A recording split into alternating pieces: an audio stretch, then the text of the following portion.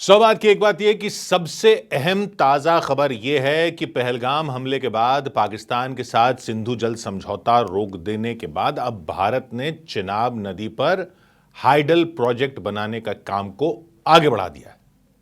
Hydel project का मतलब क्या? मतलब यह कि नदी के बहते पानी से बिजली बनाई जाएगी।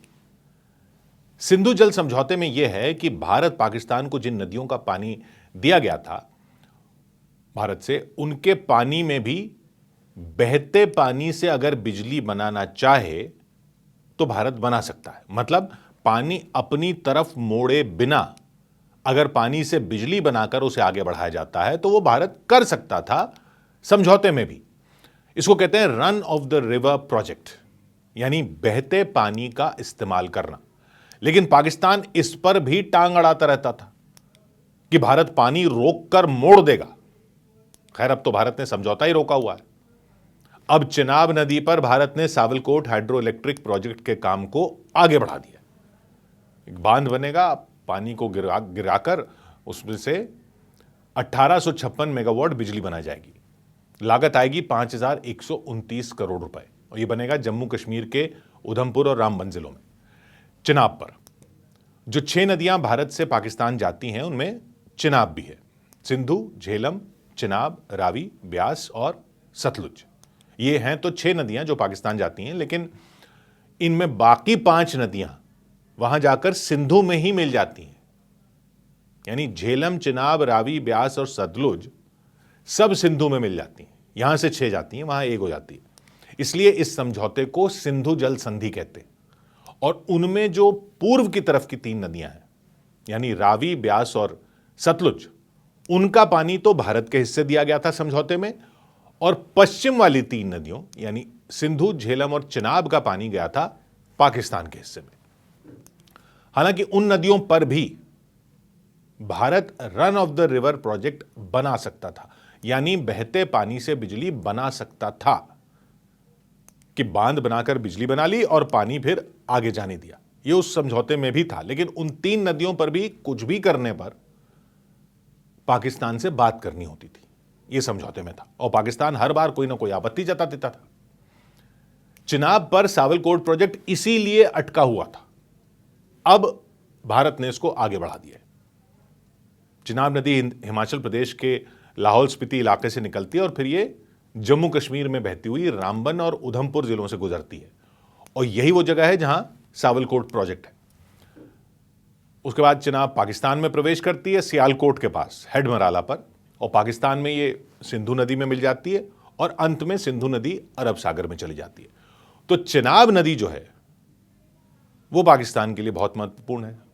सारी महत्वपूर्ण है, सब सिंधु में जाती हैं, क्योंकि पाकिस्तान की 75% पानी की जरूरत जो है भारत से बहने वाली नदियों से पूरी होती है। उनका कृषि, पीने का पानी सब इसी पर निर्भर है।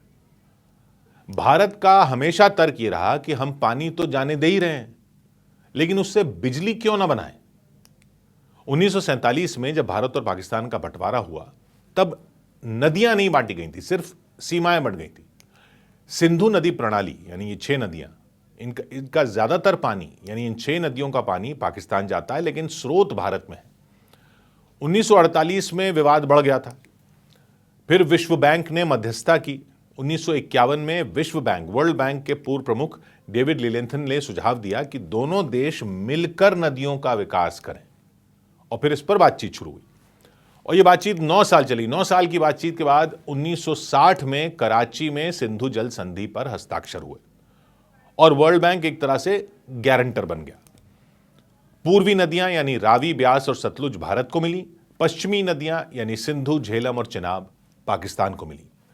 लेकिन भारत पश्चिमी नदियों पर भी run of the river project बना सकता है बिना पानी रोके। मतलब बिजली बिना बना सकता है, लेकिन पानी का बहाव पाकिस्तान को कम नहीं करता। भारत पानी का भंडारण भी कर सकता है, लेकिन एक सीमित मात्रा में, क्योंकि संधि के मुताबिक इन 3 नदियों का पानी भी 80% पाकिस्तान को मिलता है, भारत को उनमें भी 20% है। और यह संधि 3 युद्धों के बावजूद चली। विवाद भी होते रहे, लेकिन संधि चलती रही। पाकिस्तान ने भारत के कई प्रोजेक्ट पर आपत्ति जताई, जैसे बगलिहार डैम बना चिनाब पर रामबन के पास 2005 में पाकिस्तान ने शिकायत की कि इससे पानी रुकेगा। भारत ने कहा पानी रोक थोड़ी रहे हैं, लेकिन विश्व बैंक ने न्यूट्रल एक्सपर्ट नियुक्त किया और फैसला भारत के पक्ष में आया। लेकिन टाइम काफी खराब हुआ पाकिस्तान की आपत्ति की वजह से।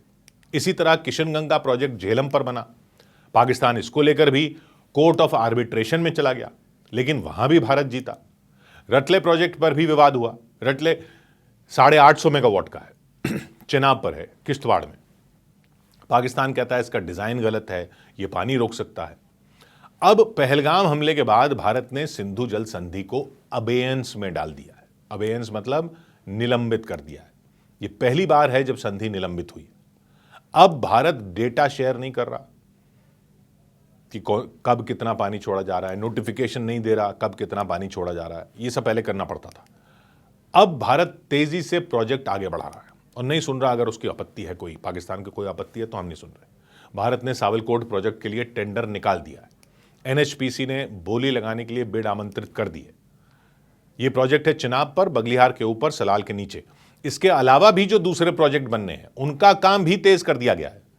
पाकिलदुल प्रोजेक्ट है 1000 मेगावाट का, कीरू प्रोजेक्ट है 624 मेगावाट का, क्वार प्रोजेक्ट है 540 मेगावाट का, रतले 850 मेगावाट का, दुलहस्ती स्टेज 2 260 मेगावाट का। ये सब दिसंबर 2026 से मार्च 2028 तक पूरे होने वाले हैं।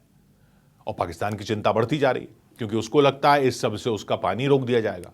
लेकिन भारत ने भले ही संधि निलंबित कर दी हो, लेकिन अब भी प्रोजेक्ट जो संधि में था उसी के अनुसार बन रहे हैं। तो कोई भारत पर इल्जाम नहीं लगा सकता। भारत को पश्चिमी नदियों पर run of the river project बनाने का अधिकार पहले भी था। बस पाकिस्तान अड़ंगा लगाता रहता था, विश्व बैंक के पास शिकायत लेकर पहुंच जाता था। अब भारत वो मान ही नहीं रहा। सावलकोट ऐसा ही है, पानी नहीं रुकेगा, सिर्फ बहते पानी से बिजली बनाई जाएगी। लेकिन पाकिस्तान की आपत्ति हो भी तो भारत नहीं सुनने वाला। पाकिस्तान की आपत्तियां पहले भी गलत ही साबित हुई, जैसे बगलिहार में गलत साबित हुई। न्यूट्रल एक्सपर्ट ने भारत को ही सही ठहराया, लेकिन टाइम काफी खराब हो रहा था उसमें। और पाकिस्तान संधि का यही इस्तेमाल कर रहा था, बार बार अड़ंगा डालकर टाइम खराब करता था। और इस वजह से भारत अपने हिस्से का जो पानी संधि में मिला हुआ उसको भी पूरा इस्तेमाल नहीं कर पा रहा था। संधि में उन 3 नदियों का भी, जो पाकिस्तान के हिस्से में गई, उन 3 नदियों का भी भारत को 20% पानी मिला संधि में, लेकिन हम सिर्फ 10-15% ही इस्तेमाल कर पाते हैं। जम्मू कश्मीर में बिजली की कमी है। ये प्रोजेक्ट बिजली पैदा करेंगे जिससे विकास होगा, नौकरियां मिलेंगी, और वो भारत का अधिकार है। पाकिस्तान को 80% पानी मिलता तो है और वो अपनी तरफ बांध बनाता भी है, लेकिन भारत बनाए तो रोकता रहता है, अड़ंगा डालता रहता है। अब भारत ने संधि को रोककर वो सब बंद कर दिया है। संधि को कई साल भी हो गए हैं, कई दशक हो गए हैं। वो तब हुई थी जब क्लाइमेट चेंज और ग्लोबल वार्मिंग कोई मुद्दा ही नहीं था। अब ग्लेशियर पिघल रहे हैं, तो अब आगे चलकर यह भी खतरा है कि पानी कम हो सकता है। यानी भारत को पानी के भंडारण की जरूरत पड़ सकती है बाढ़ और सूखे से बचने के लिए। और सबसे बड़ी बात तो ये ना कि संधि निलंबित क्यों है। कोई अगर बोल रहा है या वो शिकायत कर रहा है या पाकिस्तान हल्ला मचा रहा है कि भाई ये पानी के साथ ये कर दिया, तो भाई संधि थी ना, क्यों निलंबित हुई? पाकिस्तान की वजह से ही रोकी ना संधि भारत ने। पाकिस्तान आतंकवाद को रोक नहीं रहा। पहलगाम हमला तो ताजा प्रमाण है, वो करता चला गया। तो वो आतंकी भेजता रहे और यहां से पानी जाता रहे, ये कब तक चलता रहता? दुनिया ये भी तो देख रही है कि भारत ने जो किया है वो क्यों किया है। और अब भी भारत पानी अपनी तरफ थोड़ा ही मोड़ रहा है। पानी को मोड़ रहा होता तो विश्व बैंक पहले ही प्रोजेक्ट को रोक देता। आज के ग्लोबल वार्मिंग दौर में यह पर्यावरण के लिए भी अच्छा है, क्योंकि कोयला नहीं जलाना पड़ेगा इस बिजली को बनाने के लिए, और बाढ़ का भी नियंत्रण हो सकेगा। तो पाकिस्तान को अब मैसेज क्लियर है, पहले आतंकवाद रोको, बाकी बातें बाद में करो। 100 बात की एक बात।